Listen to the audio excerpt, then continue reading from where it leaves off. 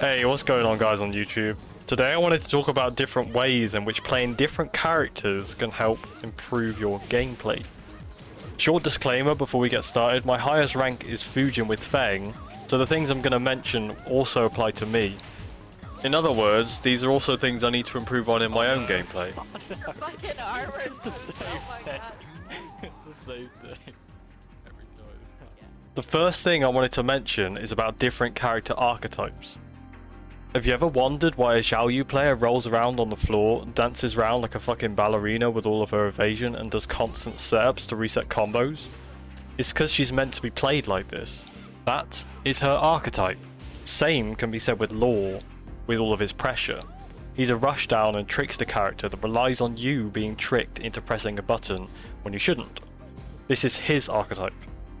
Kazuya is meant to be played with much more patience, waiting for an opportunity to punish and knock you down, to initiate his 50-50 and utilize his wave dash. This is his archetype. The reason I'm talking about this is that learning a new character with a very different archetype to the one you're playing right now can help you improve on different aspects of your gameplay, like teaching you patience while playing Kazuya, or how to utilize evasion with a character like Xiaoyu or Feng, or learning about using great timing while using Bryan's keep out for counter hits with his 3+4. For example, you don't have to be using Bryan, a specialist at keep out, to play keep out effectively with, let's say, Law using his back 3. This is a great move for keep out and it's a homing mid. But Law is not a specialist in this style of play.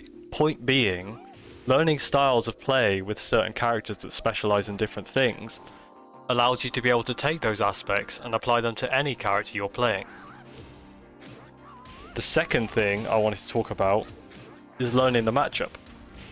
This is pretty self-explanatory, but there's just a couple of things I wanted to touch upon quickly, and we're going to use Noctis as an example.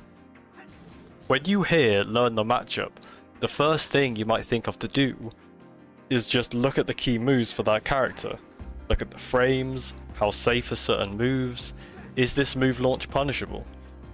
But if you are getting into red ranks or higher, you might find that just looking at the frames isn't enough.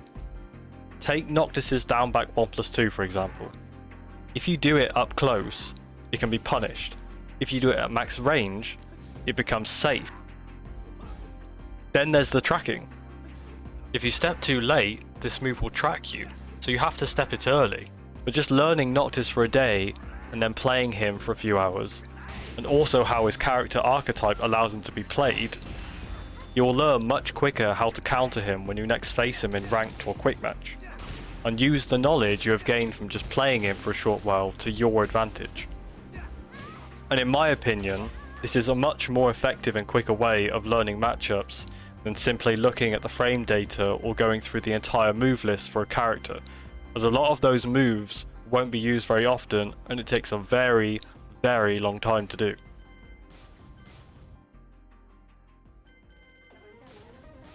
The third thing I wanted to talk about is movement utility such as backdashing and sidestepping. If you're playing Lily or Zafina, characters with great utility options, but you want to improve on those things, play Kuma or Gigas for a day. Characters that have poor movement utilization. Try to move around with those characters as smooth as with your Lily or Zafina. You will notice a huge difference to these things when you next play them. Just a quick point here, but I thought it was worth mentioning as movement is such an important tool to use within Tekken.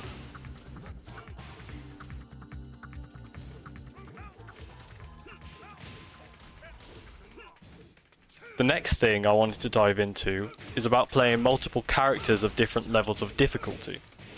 This one is kind of obvious in my opinion, but whether playing a character high in execution, characters with no panic moves, unsafe characters that take a lot of risks,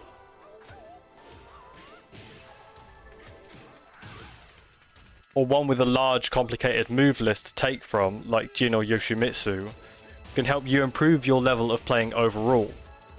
For the sake of argument, I want to home in on execution for a second, and look at Bryan and Kazuya.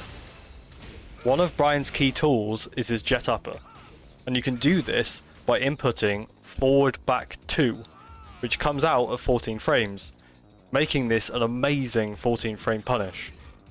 If you've never played Bryan before, you might not be aware of this, but in order to punish minus 14 frame moves with this, you have to buffer the forward back input before the recovery animation has finished, so that you can use it as a punish.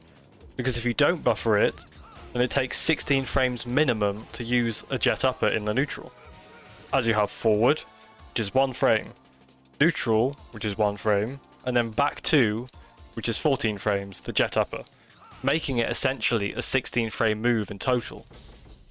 With Kazuya's Electric Wind Godfist, however, a crucial move for him to use, it cannot be buffered, and you have to wait until the recovery animation has finished entirely before you input the notation very quickly in order to punish a minus 14 frame move. I'm not good enough with Kazuya to show this properly, so I'm using Fang's shoulder, which is minus 19, to represent this. You can't buffer this because Kazuya actually has to go into a stance in order to use his electric, this being his missed step.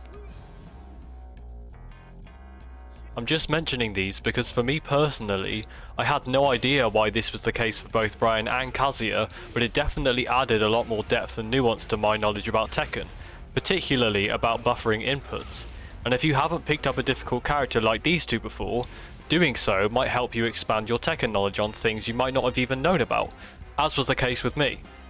And the last thing I wanted to mention briefly is that you should always be having fun while playing this game. I believe that if you aren't having fun playing the character you picked, and you just pick them because they are the quote-unquote meta and you're feeling stressed while playing them and are more invested in winning the match than learning how to counter your opponent and the intricacies of Tekken, then you won't learn nearly as much as if you are having fun with the character you're playing. And more importantly, why play a game if you aren't having fun while playing it? No fucking way, man. There's dead. Honestly, the reason I picked up Kazuya and Bryan was because I was getting a little bored with Fang, Noctis and Law. I wanted to play Kazuya and Bryan because they looked cool as fuck. And I was shit with them when I first started using them, and I'm still pretty shit with them, honestly. But I have fun when I use them. They're interesting to play and really cool looking characters with unique styles. So yeah, play characters that are cool to you, have fun while playing this game. Otherwise, what's the point of playing, right? Don't let yourself get super stressed out while trying to rank up. Although I know that's easier said than done, believe me. And take a break if you're getting stressed out. And by taking a break, I mean, take a literal break from Tekken and play something else for a while, or even just play Quick Matcher with some friends. Or try learning a new character that appeals to you. Well, that's going to wrap up today's video. I hope you learned something from this, and let me know in the comments whether you agree with me or not. Or let me know if I missed anything, and if you did enjoy, leave a like. If you didn't, leave a dislike, and I'll catch you guys in the next one.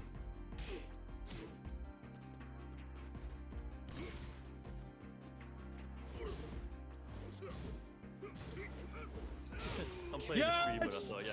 GG. Yes! GG's, man. Holy fuck.